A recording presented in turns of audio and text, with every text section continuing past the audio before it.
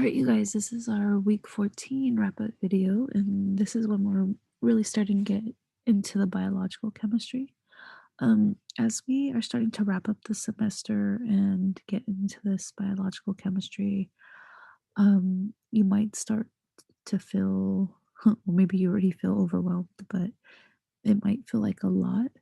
A lot of this stuff for biochemistry, I will talk about it more to expose you to it, and I'll try to indicate that in the top hat sections.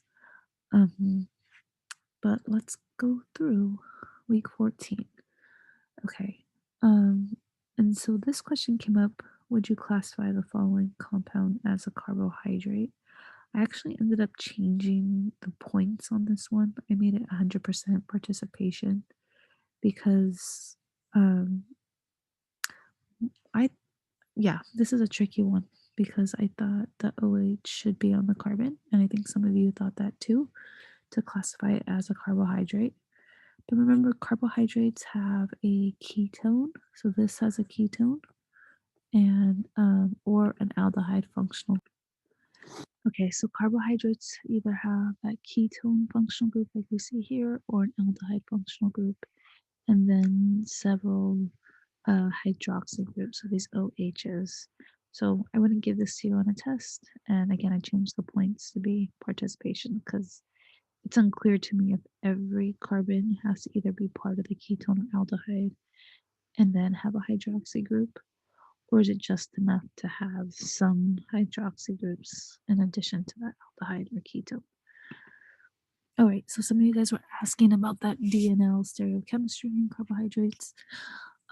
If you draw the straight chain form of the carbohydrate and you draw the carbonyl, so the aldehyde or the ketone at top, remember these straight chain drawings are considered Fischer projections and they have stereochemistry.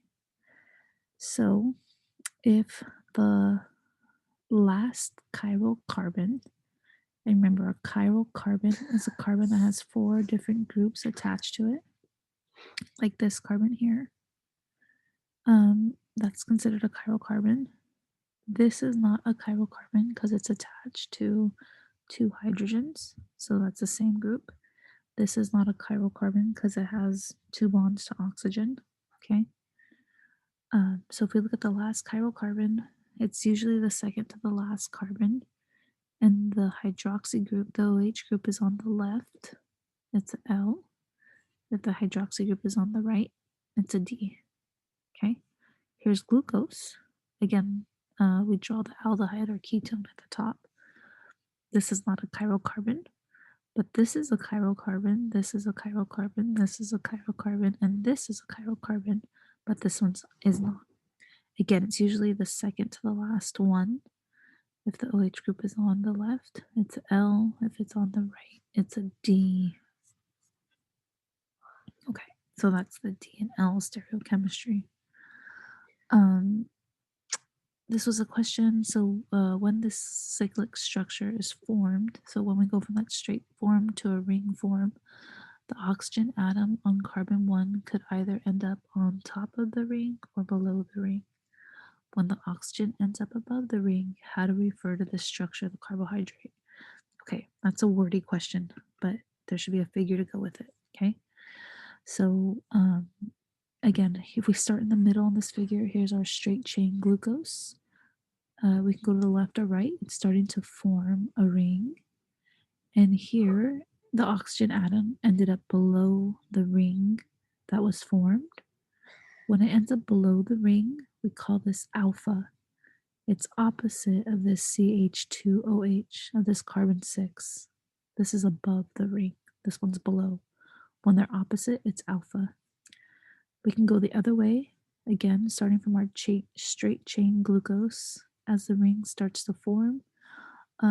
Here, once the ring has formed, the OH, the oxygen of the OH group ended up above the ring on the same side of that carbon 6, that's CH2OH, and we refer to this as beta, okay? One of my old students told me that they remember this by calling it, they were besties. Okay, so that's alpha and beta. Um, so one of the questions was true or false, the aldehyde of a monosaccharide can be reduced if not involved in a glycosidic bond. Um, and another question you guys had was about this true or false when the oxygen of the carbonyl is involved in a glycosidic bond. Again, it's a bond connecting two saccharides. The cyclic form can still open to the straight chain form and therefore undergo reduction. Okay, so let's look at these. And the first one is true. The aldehyde of a monosaccharide can be reduced if it's not involved in a glycosidic bond. Okay, and the second one is false. If the oxygen of the carbonyl is involved in a glycosidic bond, then it can no longer open in a straight chain form and therefore it cannot undergo reduction. Okay, so let's look at this. What do I mean by that? So in these disaccharides, the first one we have here is lactose. Let's start by looking at the glycosidic bond. Remember, a glycosidic bond is a bond that connects two saccharides, so two carbohydrate molecules. In this case, if we look at this lactose molecule, it's a bond between here galactose and glucose. If we look at this galactose molecule, we see the oxygen on carbon 1 is above the plane of the ring. So it's on the same side as this carbon 6, this CH2OH group. So this is beta. Also, remember this was the carbon that was part of the aldehyde in the open chain form. It's making a bond with this carbon 4 here. Okay. But if we want to assign alpha or beta to this glucose molecule, again, we would be looking at carbon 1, the anomeric carbon. Notice on carbon 1, the OH group is below the ring. So it's on the opposite side of CH2OH. When it's on the opposite side, this is an alpha, okay, alpha D glucose. But notice that the anomeric carbon is not involved in the glycosidic bond here, okay? So when we want to classify this glycosidic bond, we only have to name the stereochemistry of the anomeric carbon. So we don't have to worry about this carbon 4. We want to look at this carbon 1. It is beta because the oxygen is above the ring and it's between carbons 1 and 4. So this becomes a beta 1,4 glycosidic bond. This galactose ring is kind of locked in the cyclic form because the anomeric carbon is involved in the glycosidic bond. However, this glucose ring, since the anomeric carbon is not involved in a glycosidic bond, it could open up still. So it can go from that open chain to the ring form and still have an aldehyde group that could be reduced. Okay. Let's do the same thing with this sucrose. Sucrose is between a molecule of glucose and a molecule of fructose. Okay. If we look at this glucose molecule, the oxygen on this carbon 1 is below the plane of the ring. So this is alpha glucose. Okay. Now this is a little tricky. This fructose molecule, the anomeric carbon's right here. And the oxygen is up. It's on the same side of this CH2OH group, making this a beta fructose. But this time we have both of our anomeric carbons involved in this glycosidic bond. So again, we have the alpha conformation from our glucose, the beta from our fructose. It's between carbons 1 and 2. So this gets classified as alpha beta 1 2 glycosidic bond. And since both of the anomeric carbons are involved, these two molecules are stuck in their cyclic form until that glycosidic bond is broken. So they cannot open up and they cannot be reduced. Okay, so They are stuck in their cyclic forms. Okay, let's look at this last example, maltose. Okay, so we have a glucose molecule attached to another glucose molecule. If we look at this glucose molecule on the left, the oxygen's below the plane of the ring. It's on the opposite side of the CH2OH group. So that is alpha.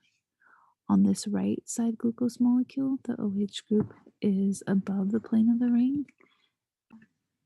Okay, so since the OH group is above the plane of the ring, it's on the same side of this CH2OH group. So this is a beta glucose. So if we look at this glycosidic bond, it's between this carbon 1 of this glucose molecule and carbon 4 of this glucose. Since carbon 4 is not the anomeric carbon, remember it's not the carbon that was once part of the carbonyl group. We don't need to take its stereochemistry into account. So this one is a alpha conformation. So this is a alpha 1,4 glycosidic bond. And again, this anomeric carbon is involved in the glycosidic bond. So therefore, this alpha glucose on the left is stuck in the ring conformation.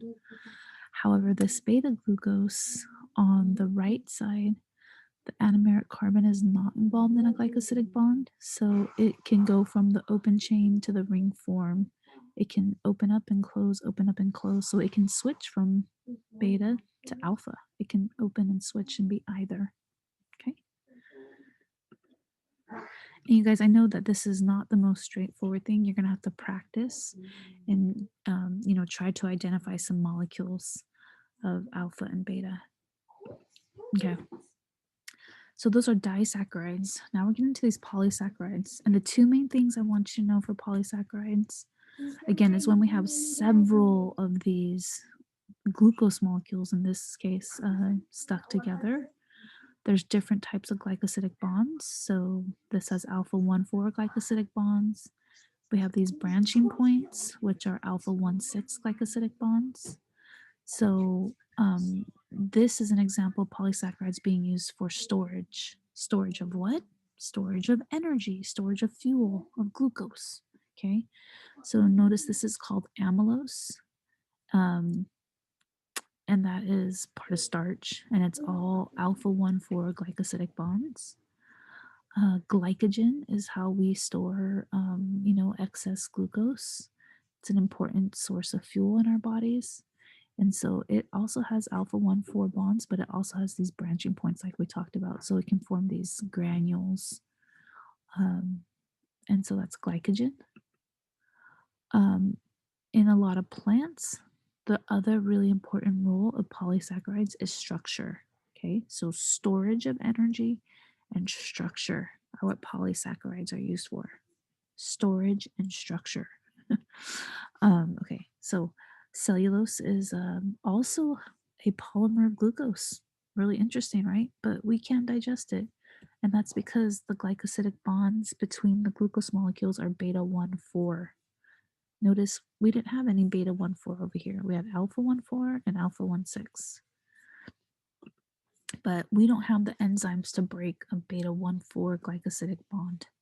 So we can't digest it. Other animals can, but it is used for structure, such as cellulose. Also, chitin is another one. Okay, so someone wrote this comment. They were still confused about the molecular compositions of fats and oils. Further explanation of how to differentiate the fats and oils based on molecular composition would be helpful. Yeah, so I don't expect you guys to look at a molecule and be able to say that's a fat or that's an oil. But usually, if something has all single bonds or trans double bond, it's going to be more likely to be a solid. If something has a cis double bond, then it's more likely to be an oil, a liquid. Okay. Remember that the triacylglycerols are a glycerol molecule, like here. Okay, looks like this. And then 3 fatty acids. So I like to think of it as a plug that has 3 kind of outlets, or an outlet that has 3 places to plug in that glycerol molecule, and I can plug in a fatty acid at each OH group to get this triacylglycerol. And real quick, these are used for storage. This is long-term storage. We talked about polysaccharides as storage of energy. That's short term. This is how our excess glucose gets stored in our adipose tissue, okay, in our fat cells. Um, Another important thing of lipids is the phosphoacyl glycerols or a phospholipid. Okay, so here's our glycerol molecule again. We have two fatty acids plugged in, but we also have a phosphate group plugged in. And the phosphate group, notice, is not just carbons and hydrogens. It's got some negative charge on there. So this gives a polar head group and some hydrophobic hydrocarbon tails. Okay. And these are really important for the makeup of membranes in our cells. Really important. Okay. And there are different types. Don't get overwhelmed by this. The point is, look at the similarity. They all have this glycerol molecule shown in this orange box, then two fatty acids plugged in, okay? And then they all have this phospho group, okay? And again, it can vary depending on the organism. You don't need to know this. This is more FYI. But like you could have this choline molecule for this phosphatidylcholine. You can have this ethanolamine, okay? And so these are all examples of phospholipids used to make up our cell membranes. Okay, that's it, you guys. Continue to study and continue to take care of yourself.